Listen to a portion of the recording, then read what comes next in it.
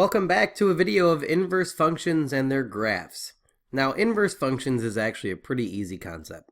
Basically, what you're doing is you're switching the input and the output, or you're switching the x and y, or you're switching the domain and the range. So f of x was just given just so we can make this really easy to do, with just 3 coordinates. And what we're going to do is just switch them, and that's going to be f raised to the -1 of x, which is the notation for the inverse function. So this is just going to be 9, -2. This is going to be 4, 0, and this is going to be 3, 2. So we're just going to go plot those. We have 9, -2,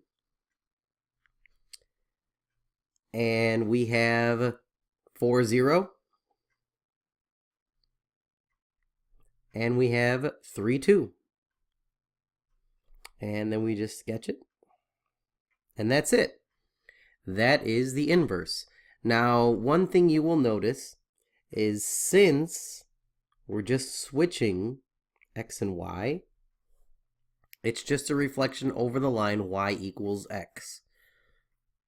So if you were to graph y equals x, it should always look like a mirror on both sides. Same thing. But that's it. That's all inverse functions are. It's just switching x and y. There's going to be another video where we solve using inverses, or finding the inverse algebraically. But for this video, we're just talking about the graphs and their inverses. So this one says graph f of x and then graph the inverse of f of x. So 2x plus 3.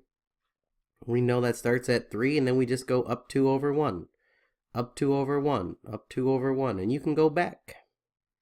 Down 2 over 1, down 2 over 1.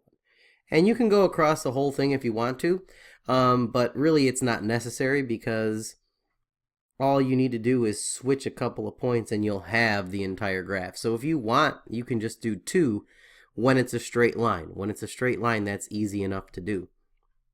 So just find 2 points that you want to switch. So we can do 0, 3 becomes 3, 0. And then you could take 2, 7, which would become 7, 2. And you can just graph your line that way. And then just make sure you draw a nice straight line. And you're good to go. So really, inverses are just that simple. All you have to do is graph the original and switch all the points. You can even do that with your graphing calculator just looking at the table. So for the next one, f of x is equal to x squared plus 1.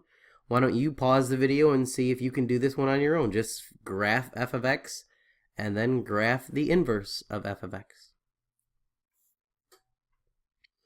So since this one is a parabola, you should have noticed a lot of symmetry going on. So 0, 1, and then you probably saw that you had -1 and 1, 2. And then you would have 2, 5 and -2, 5. And then finally you would have -3 and +3, 10. And just as you expected, it should have been just a parabola since we've already studied an entire 2 units on parabolas. That's it. So all you had to do to switch is just switch your x and y's again. And this time you would have 1, 0. And then you would have 2, 1 and 2, -1. And then you would have 5, 2, and 5, -2. And finally, 10, 3, and 10, -3. And there you go. It's just a sideways parabola. Because all we did was switch the x and y's. And again, just like we mentioned earlier, if you were to take a quick look, these are just reflections over the line y equals x. Okay, so that should be pretty simple. Last concept about inverse functions is the inverse going to be a function in and of itself? So a long time ago you learned about the vertical line test, and that determines if it's a function. However, there's another test called the horizontal line test, and that is used to determine if the inverse is also a function. Okay? But for both of these, you do it to the graph of f of x.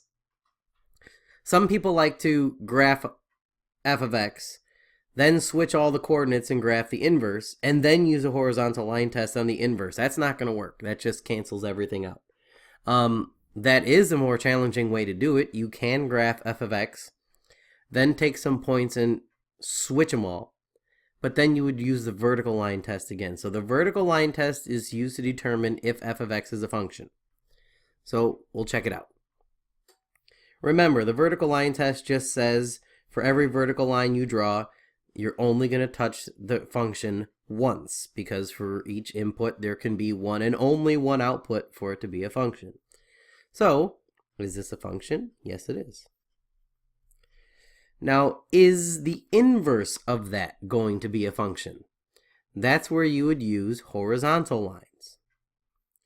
And even if you draw horizontal lines, it only touches the graph once. So yes, the inverse of that would be a function if we were to graph it out, but we're not asking you to do that.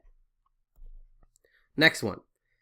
Ask yourself a question. Is f of x a function? Yes or no? And then, is the inverse going to be a function? Yes or no?